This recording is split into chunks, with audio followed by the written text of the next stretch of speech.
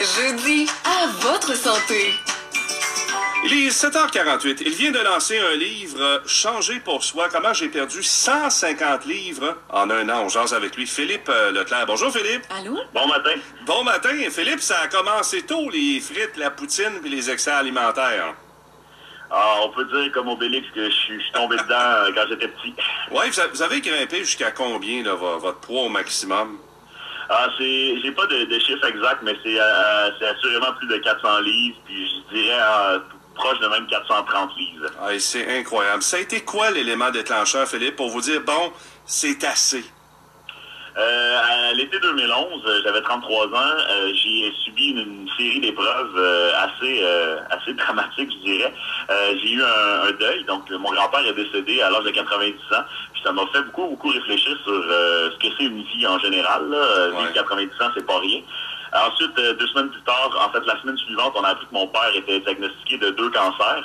Donc, je pouvais plus vivre dans l'espèce d'invincibilité dans ma tête, qu'on va tous mourir à 90 ans et qu'on n'est jamais malade dans ma famille. C'était faux.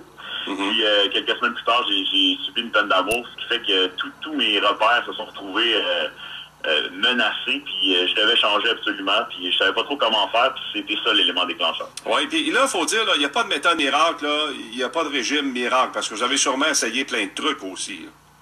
Moi, je suis un de ceux qui avait jamais essayé une seule fois de perdre du poids dans ma vie. J'ai essayé de me convaincre pendant des années que j'étais bien avec ce surpoids-là, ce qui était faux. Donc moi, j'ai pas adopté de méthode miracle parce que d'après moi, ça fonctionne pas. Les régimes, j'adhère pas à j'appelle ça une religion.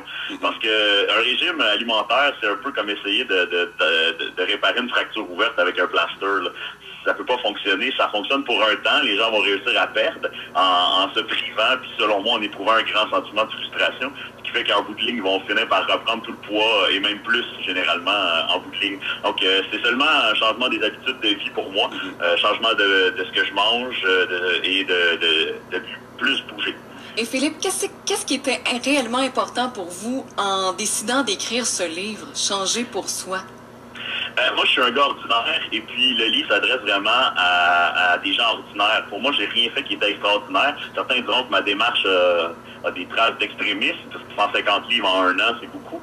Mais la quantité de poids n'a aucune importance, que ce soit une livre, 10 livres ou 150 livres.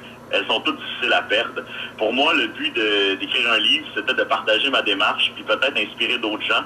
Parce que quelqu'un qui a perdu du poids vous dira jamais, ah oui, finalement, tu sais, le 25 livres que j'ai pris, que j'ai perdu, j'aimerais ça le reprendre. Il n'y a pas quelqu'un qui a été en surpoids ou en obésité, comme dans mon cas, qui peut décider un jour de dire, ah ouais, j'étais bien avant quand j'avais de la misère à monter un escalier, puis qu'aller chercher une pinte de dépanneur, ça paraissait aller en Indonésie. Oui, c'est sûr. La course à pied est arrivée à un moment donné dans votre vie. Et là, comment faire pour dire, bon, ben écoute, j'embarque dans la course à pied, puis je vais même aller faire des marathons, là, tu sais. Ouais, ben moi, j'avais jamais couru plus de 100 mètres de façon consécutive avant 2012. À l'école, on a participé, moi je suis enseignant au secondaire, on a participé à ce qui s'appelle le défi 1 km pour Sainte-Justine, donc le défi de ramasser de l'argent pour financer un programme de recherche à Sainte-Justine.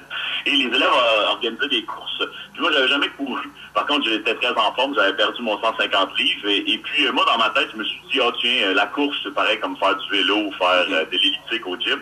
Alors, je me suis inscrit dans la course de 10 km et ça a été excessivement ardu. Au 4e kilomètre, j'ai eu une crampe dans la fesse gauche et c'était la pire douleur, je pense, que j'avais jamais éprouvée de ma vie. Mais j'ai réussi à faire la course. J'ai terminé le dernier, mais j'ai terminé. Pour moi, c'était ça qui était important. Puis j'ai eu une espèce de petite piqûre pour la course à pied. Donc à partir de ce moment-là, j'ai commencé à m'entraîner pour faire de la course. Donc c'était pas des grandes distances, c'était quelques kilomètres au départ. Durant l'hiver, je me suis entraîné en salle sur le tapis. Puis c'est quelque chose que j'ai beaucoup apprécié. Donc j'en suis venu à m'inscrire à des courses, dont dans votre région, le demi-marathon des pompiers de Shawinigan. Un événement exceptionnel que j'ai fait au mois de juin, que je me promets bien de refaire encore cette année. C'est sûr et certain que quand je regarde les autres personnes sur la ligne de départ, il n'y a pas beaucoup de gars de 6 pieds 1, 250 livres. Donc, je suis un peu seul de mon groupe, je dirais. Donc, je me suis pas encore inscrit à des marathons complets. Pour l'instant, je m'en suis tenu à des courses de 10 km. Je sais pas si je vais augmenter parce que pour moi, la course, ça demeure quand même un peu difficile.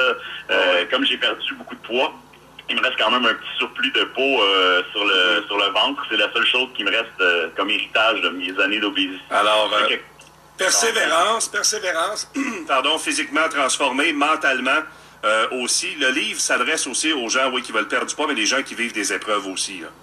Exactement. Le message de ce livre-là, c'est que n'importe qui peut rencontrer des épreuves dans sa vie et décider de les relever par soi-même.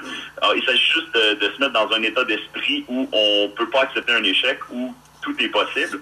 Puis c'est vrai que tout est possible parce que moi, il y a à peine 2 ans et demi, je faisais 400 livres, j'étais malheureux. Alors qu'aujourd'hui, j'ai perdu tout ce poids-là. Je suis un homme heureux dans toutes les facettes de ma vie. Wow. Puis avec ce livre-là, ben ça vient compléter le cycle là, de fait que je peux partager cette expérience-là pour essayer d'inspirer. On aime ça, c'est la cerise sur le sundae ou plutôt le brocoli sur le dessus de votre assiette. Je vous souhaite le meilleur encore une fois, puis c'est un beau message d'espoir, Philippe, ce matin. Merci beaucoup d'avoir été là. Merci énormément, puis je vous souhaite une très belle journée. Bye bye, Philippe. C'est le livre Changer pour soi, comment j'ai perdu 150 livres en 1 an. On a 2 exemplaires à remettre ce matin. Et ça tombe bien, c'est assez simple. Ouais. 380-90-99 pour avoir votre copie du livre inspirant. Et c'est très inspirant ce matin. 7h54.